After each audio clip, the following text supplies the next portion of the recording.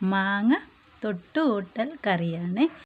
നമ്മളിന്നിവിടെ ഉണ്ടാക്കാൻ പോകുന്നത് മാങ്ങ വെച്ചിട്ടുള്ള ഒരു കറിയാണ്, ഒരു തൊട്ടുകൂട്ടൽ കറി.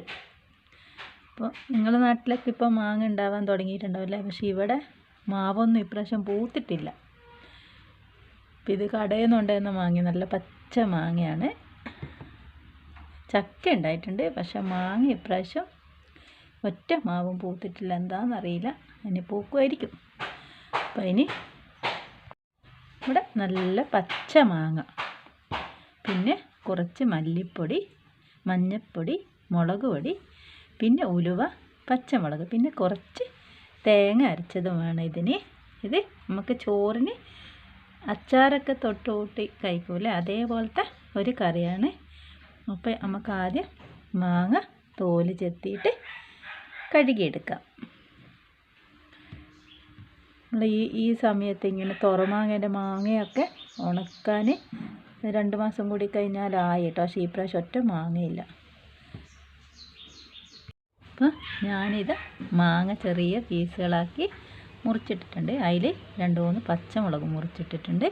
അപ്പോൾ നമുക്കിതിലേക്ക് മുളക് പൊടി ഇട്ട് കൊടുക്കാം, പിന്നെ മഞ്ഞൾ പൊടി, പിന്നെ നമ്മളെ മല്ലിപ്പൊടി, പിന്നെ കുറച്ച് ഉപ്പും ഇടണം.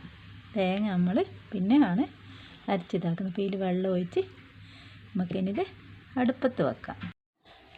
നമുക്ക് മാങ്ങ തൊട്ടുകൂട്ടൽ കറിക്കുള്ള തേങ്ങ അരച്ചെടുക്കാം.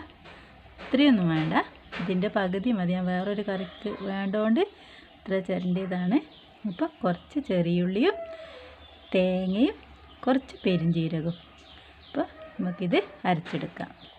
ഉലുവയും കടുകും പൊട്ടിക്കയ്യാൻ നമുക്ക് 2 ചുവന്ന മുളക് ഇട്ട് കൊടുക്കാം, പിന്നെ കുറച്ച് കറിവേപ്പില ഇട്ട് കൊടുക്കാം.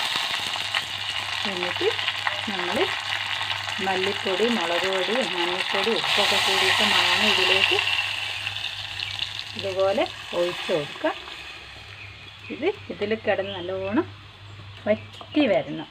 എന്നിട്ടാണ് നമ്മൾ അതിലേക്ക് തേങ്ങ അരച്ചത് ഇതാക്കുന്നത്. ഇത് നല്ലോണം ഇതിൽ കിടന്ന് കുറുകി വരണം. അപ്പോൾ ഇത് വേവട്ടെ. ഞാൻ ഉപ്പിട്ടിട്ടുണ്ട്. ഇത് ഒന്ന് കുറുകി വരട്ടെ. നമ്മുടെ മാങ്ങ കുറുകി വന്നിട്ടുണ്ട്.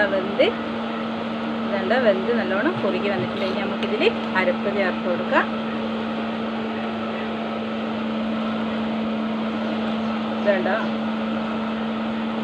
ഇതുപോലെ ആകുമ്പോൾ നമുക്ക് അരപ്പ് ചേർക്കാം. തേങ്ങയും പെരുംജീരകവും ചെറിയുള്ളിയും കൂടി അരച്ചരപ്പാണിത്. നമുക്ക് ഇതിലൊഴിച്ച് ഇതൊന്ന് ചെറുങ്ങനെ പതിച്ച് കഴിഞ്ഞാൽ നമുക്കിത് വാങ്ങി വെക്കാം.